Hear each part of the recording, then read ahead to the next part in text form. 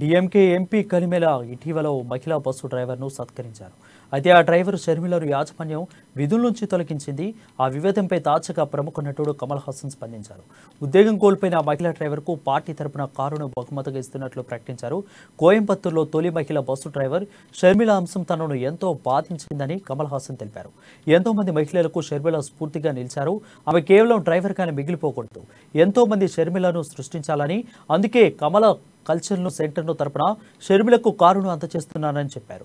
ఈ కారును క్యాబ్ కేవలం వినియోగించుకుని ఎంతో మందికి ఉపాధి కల్పించాలని, త్వరలోనే ఆమె పారిశ్రామికవేత్తగా ఎదగాలని ఆశిస్తున్నానని కమల్ హాసన్ అన్నారు.